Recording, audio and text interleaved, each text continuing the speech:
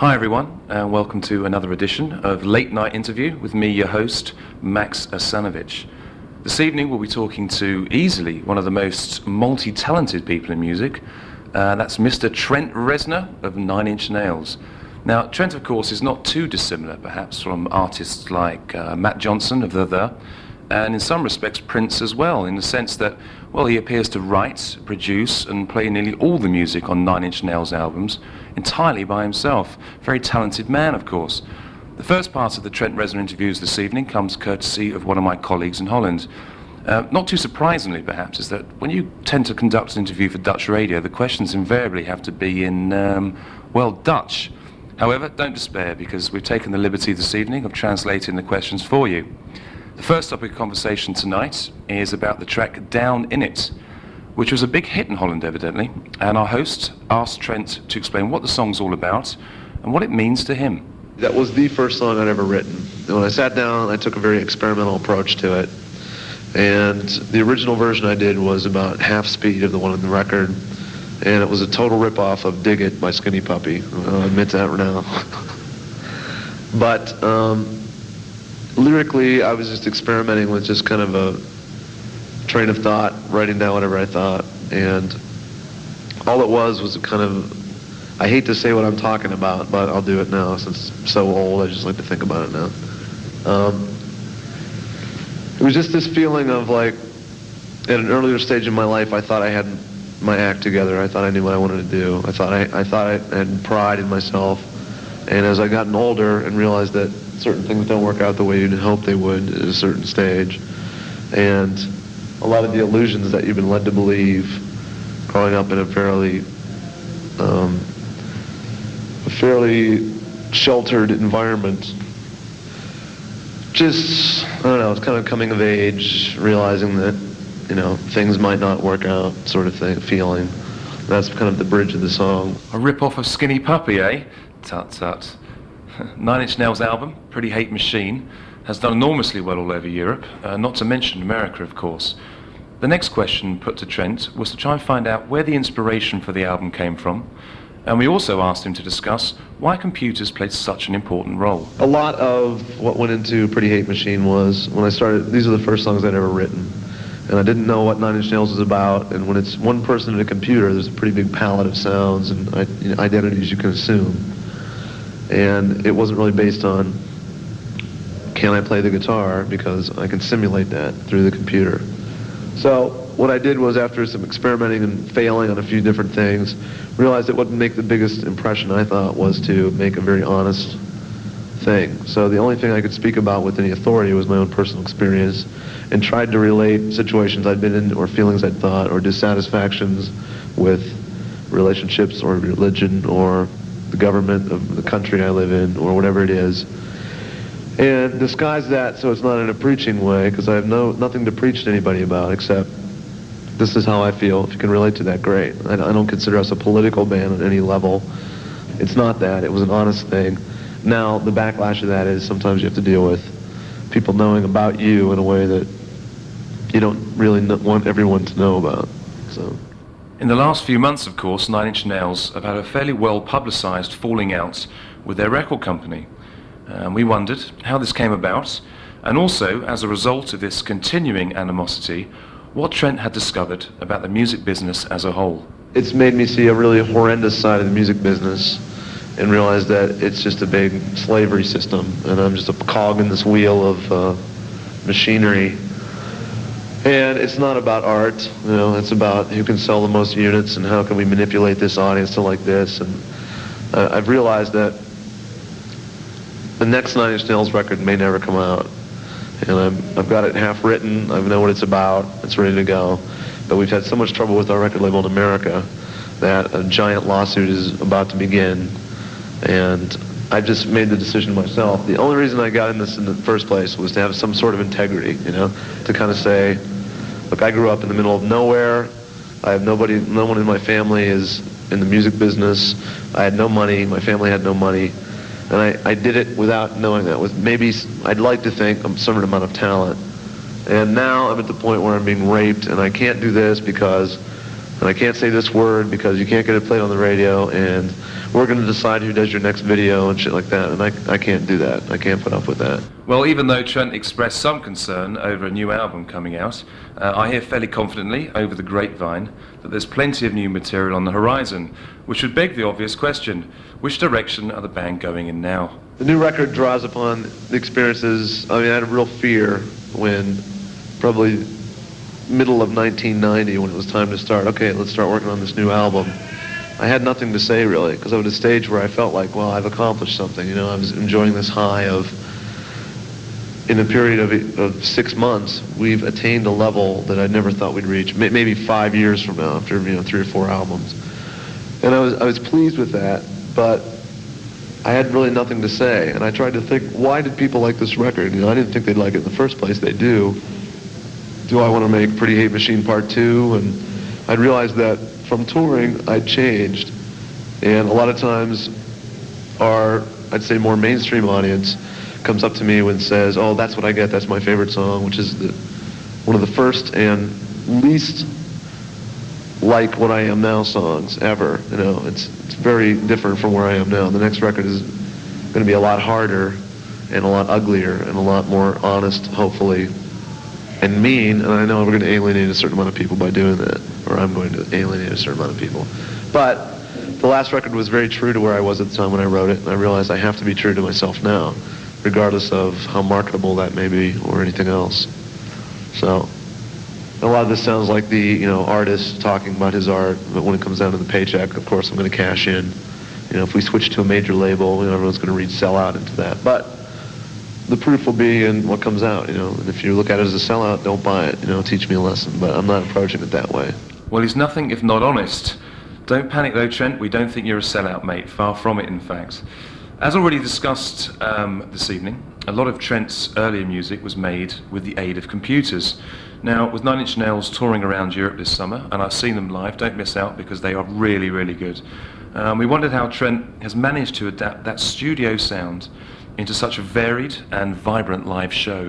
When I started out, I did the record myself. This was beginning of '89 to about the middle of '89.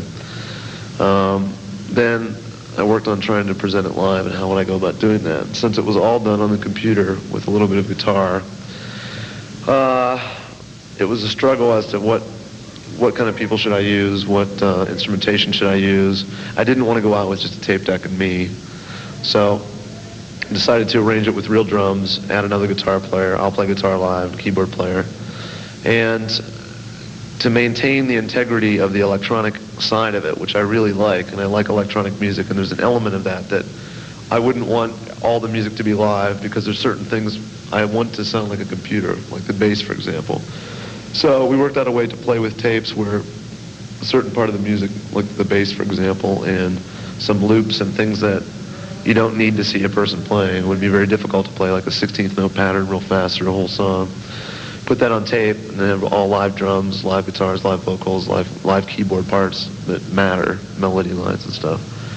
And after about 6 months of messing around, I got it to the point where I thought it was pretty cool. So we started in the States, we opened for Jesus and Mary Chain, then we opened for Peter Murphy. And by the summer of that year, 1990, we attained a following that we could do a headline tour. We had Meat Beat Manifesto support us, which has I've always been a big fan of theirs. And it was like a nice upward curve of success. And the neat thing that happened with the music was it was live enough that it could mutate into whatever it would mutate into. And it got harder, and it got uglier, and it got more live, and it got more vicious, and it got more hate-fueled. And our thanks to Peter van der Laan in Holland for those interviews.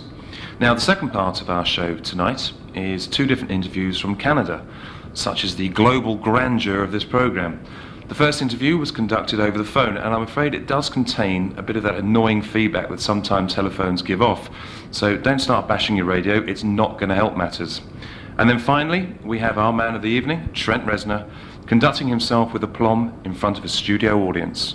Nine Inch Nails has a brand new record out. It is called The Downward Spiral, and it finds Trent Reznor and his gang in sort of a different frame of mind. First of all, they've been able to completely free themselves from what they described as a rather ugly record deal with TVT, and they're feeling a lot better about that. Of course, Nine Inch Nails will be joining Soundgarden, Reverend Horton Heat, and a number of others at Molson Park on Saturday, August 6th. It is a little mini festival. Tickets are on sale for this one. They cost $21.50. A couple of interesting things to know about this record. First of all, it was recorded in the house where the infamous Manson murders took place. Don't know what sort of impact that had on the record necessarily, but we did have a chance to speak with Trent Reznor today. Of course, he is the main guy behind Nine Inch Nails. He phoned us from Miami Beach. He's currently on tour and is feeling pretty good, and the interview went something like this. It would seem to me, certainly reading some of the reviews, that a lot of people seem to find you and your music as being somewhere in an almost a no man's land between kind of an industrial sound but a pop rock sensibility. Is that a fair sort of judgment? I mean, can you see maybe where that's coming from? Well, I think today, when everything needs to be labeled and to be understood from the media's perspective, and we don't really fall into a category. I mean, in America we get called industrial, which by today's meaning of what that word would mean genre-wise, okay, I see a bit of that in there. You know, it doesn't irritate me when people say that, but it's not me going around trying to find credibility in using that word. As far as the pop element of it, I think it's simply a matter of, from a craftsman point of writing songs, I am concerned about having a chorus, having a hook in there, having something that might stick in your head. In the arrangement department, I'm striving for, so in terms of the structure of a song, I think I'm very traditional, and I aspire to write a good song that has the elements of what traditionally a good song would have, structurally, harmonically, hook-wise, etc. Arrangement-wise, I try to take it as interesting as I can make it become. And that, I think, is what usually shoots me in the foot in terms of people not liking it or being too hard to listen to. And, I mean, an example I'll use is the first Jesus and Mary Chain album. When I first heard that, it made a big impression on me, because the first listen through, it just was like, what are they doing? It's all distortion and feedback, and could barely make out what was going on under it. But after a couple listens, and you see through that, and you see into what's basically a simple pop song with a lot of noise on top. And that could be a gimmick, but it was, I think there's something interesting there when you listen to a record the first time and you don't quite understand what's going on, or maybe you don't like it, or maybe something sounds wrong, or it doesn't sound finished, or something just sticks out as being incorrect. And after a few listens, instead of discovering that this is just terrible and there's no sense or thought went into it, you realize that, wow, there's a lot of stuff going on in there. And pretty soon the song starts to reveal itself. And I think those type of albums are ones that become more important to your own musical vocabulary, I guess, than stuff that jumps out the first time you put a record on and go, wow, it's the greatest song I've ever heard. For me, after about 5 listens, then I'm tired of it, because it revealed everything it had to reveal right away. And that's hard to do, too. It's not easy to make a song that does that. But I think in recent records of my own, I've been concentrating more on something that is fairly dense and doesn't reveal itself to you until you've spent some time with it. At the same time, in today's disposable, product-oriented music market, I don't think that a lot of people have the attention span to want to put on something. I make a record. I think Downward Spiral works best if you hear the whole thing, and you hear it several times, and to ask somebody, hey, spend 65 minutes with this album, and do it a few times, and you'll understand what I was trying to do, maybe. I don't expect everyone has the patience or even desire to do that. But those are the people that I'm most concerned. That's what I would do. We are joined tonight by Trent Reznor. Trent, first of all, maybe I could get these people to thank you for coming. It's great to see you. Welcome to Toronto. It's nice to see you again. Hi. Big show tomorrow at Molson Park, and I guess it's been almost, 3 years since you've been here last, so... Yeah, the first Lollapalooza, I that's think. Right. It was August 7th, actually, I believe, so almost 3 years to the day.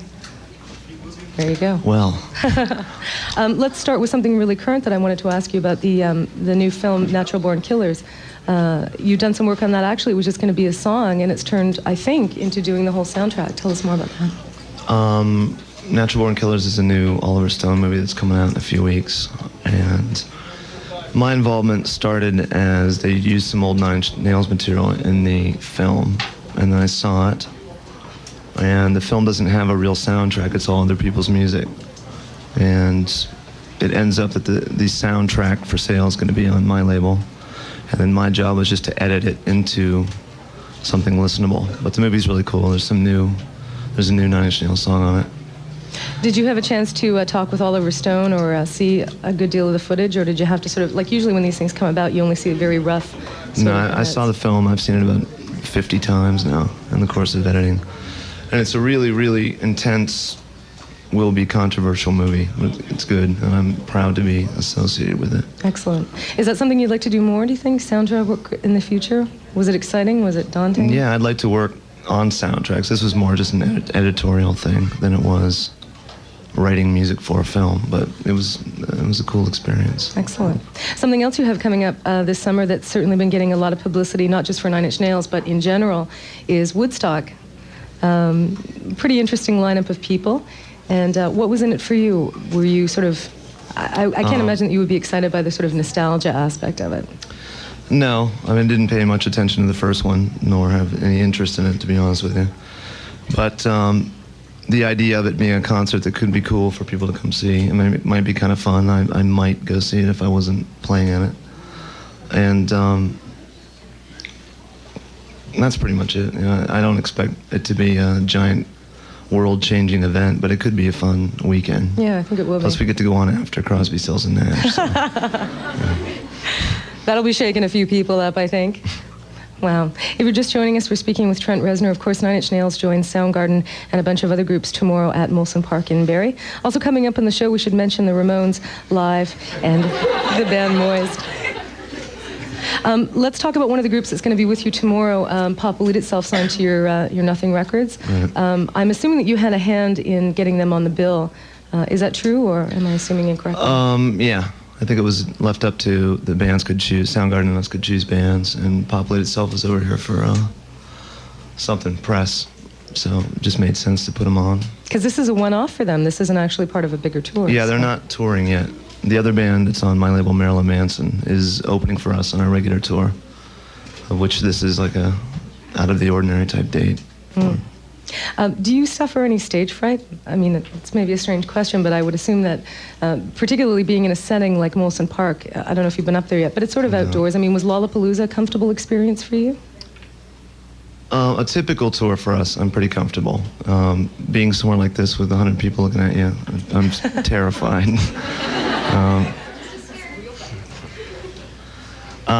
Being on stage with Guns N' Roses with 85,000 people throwing sausages at you is not... That can make you a little nervous. Can we just talk about that a little bit? Because it's sort of a weird situation. That was in Europe, Germany, perhaps? Yeah, we did with Germany and Wembley Stadium in England with them.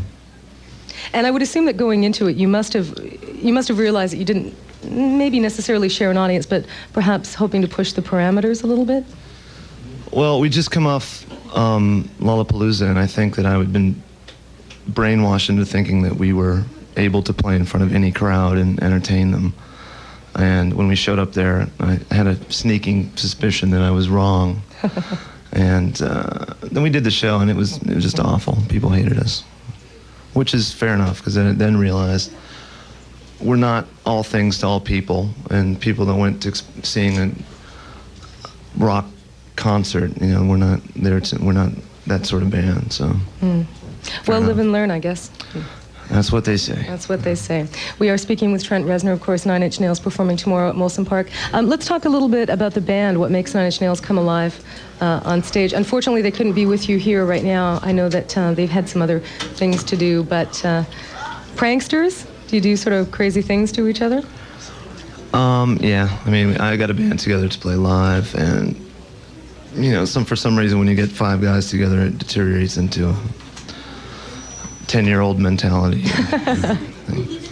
Do you pull pranks on one another, like, you know, stuff in the shoes and things like that? Worse things than that I probably wouldn't want to say on the radio for criminal reasons, but...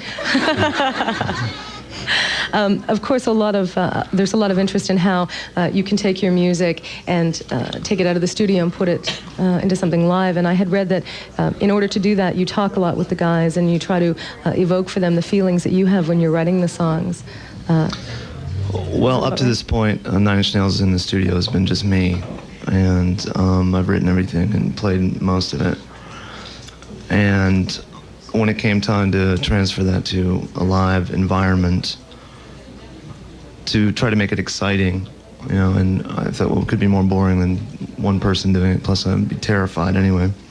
So I got some people together that I thought understood the attitude and the spirit of the music, more so than them being great players or anything like that. Not that they aren't now great players, but it was just trying to find people that could help me get the stuff across live, and also that understood where I was coming from, and they could make it their own, you know, through that capacity. And it's a very physical thing. I mean, I've seen Nine Inch Nails perform, and it's very, very physical. I mean, there's a lot of energy that's channeled, and I would think that, you know, if you're looking at and going on a big American tour, which I guess you're going to be doing after this, that there has to be a certain mindset that you'd bring yourself into, and you'd be careful about the routing and things of that sort in order to kind of preserve yourself. I guess lessons that are hard learned, sort of. Yeah, we've made about every mistake you can make, but generally, because live, I think anger becomes a good, I won't say good, but a main source of energy to draw from. The shows become fairly visceral, and we're all getting it out of our systems, and sometimes things happen, you know. Those bastards in alternative press, they wrote about it too. The injury scorecard, which was sort of funny, but 300 shows, I think we're doing okay. No deaths yet. Not too bad. We're speaking with Trent Reznor, of course, Nine Inch Nails performing tomorrow. That is at Molson Park in Barrie with Soundgarden. And I guess another thing that comes up a lot is sort of interpretation of lyrics and stuff. And people sometimes, I guess, read more into it than exists. People sometimes misunderstand. And yet, rather than sort of preserve an ambiguity, you choose to print your lyrics. I'll print lyrics just because I think a lot of times they're unintelligible in the way that I manipulate them by the time they come out. A lot of that's just my own insecurity about doing it. I don't like to talk about them, though, because I think they stand on their own, and I don't. It doesn't matter what I meant them to mean, you know. I know what I meant them to be, but it's reference to my own neurosis, you know. So I think when people, you know, if people spend the time to even listen, if they relate to something in their lives, and that's what it means. You know, I'm not here to say that it's about this or it's about that. It's just, you know. That's just how it goes. Indeed. So obviously you've got this tour coming up. You're working on this soundtrack for the film.